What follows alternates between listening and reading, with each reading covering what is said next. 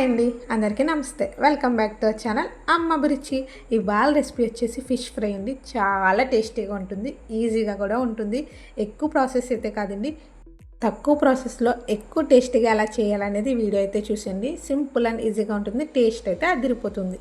దీనికి కావాల్సింది వచ్చేసి చిన్న అల్లం ముక్క తీసుకోండి, అలాగే 6 లేదా 7 వెల్లుల్లిపాయ రెబ్బలు, 1 స్పూన్ జీలకర్ర కూడా వేసుకోవాలి. ఇందులోనే చిన్న దాల్చిన చెక్క, 3 లవంగ మొగ్గలు, 2 యాలకులను కూడా వేసేయండి. ఇప్పుడు వీటిని ఒక మిక్సీ గిన్నెలో వేసుకోండి.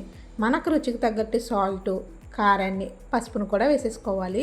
2 రెబ్బల కరివేపాకును కూడా వేసుకోండి. మధ్య మధ్యలో నీళ్ళు వేసుకుంటూ బాగా మెత్తని పేస్ట్లు అయితే చేసేసుకోవాలండి. అలాగే చేప ముక్కలను అయితే తీసుకోండి.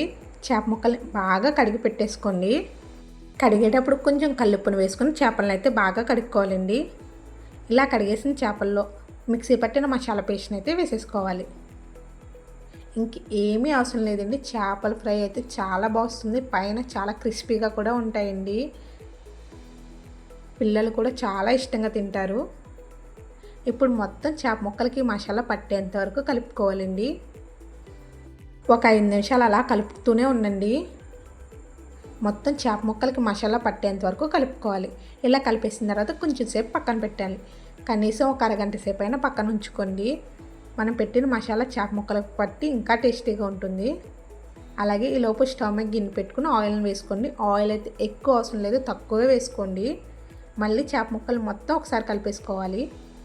ఆయిల్ అనేది బాగా హీట్ ఎక్కాక చేప ముక్కలను అయితే వేసేసుకోండి. ఎక్కువ వేయకండి, కొంచెం ఖాళీ ఉండేలా వేసుకోండి. వెంటనే కరెక్ట్ అయితే కదపొద్దండి. ఒక 5 నిమిషాలు ఒకవైపు వేగాక రెండో వైపునైతే కదుపుకోవాలి. చూసారా వీడియోలో, నాకైతే చేప బాగా వేగింది. అప్పుడే చేపనైతే కదుపుకున్నానండి. ఇలా చేపల్ని 2 వైపులో బాగా వేపుకోవాలండి. మీరు కనుక ఫస్ట్ టైం నా ఛానల్ చూస్తుంటే కనుక వీడియో నచ్చితే లైక్ చేయండి, షేర్ చేయండి. మన ఛానల్లో ఉన్న మంచి మంచి వీడియోస్ని కూడా చూసేయండి. అలాగే ట్రై చేసి ఎలా వచ్చిందో కామెంట్ చేయండి. ఇవి వేగడానికి కూడా ఎక్కువ టైం తీసుకోవండి, త్వరగానే వేగిపోతాయి. అలాగే ఆయిల్ కూడా లైట్గా పీల్చుకుంటుంది. కావాలంటే మీరు కూడా చూసేయండి. ఇవి వేగిపోయాక తీసేయండి. ఇందులోనే మిగిలిన చేప ముక్కలు కూడా వేసేసి వేపేసుకోవాలండి. అంతేనండి, చాలా ఈజీ అండ్ టేస్టీ చేపల ఫ్రై అయితే రెడీ అయిపోయింది. ఖచ్చితంగా ట్రై చేయండి. మీకు ఎలా వచ్చిందో కామెంట్ చేయండి. వెళ్తా ఛానల్ సబ్స్క్రైబ్ చేసుకుని వెళ్ళండి. Thanks for watching.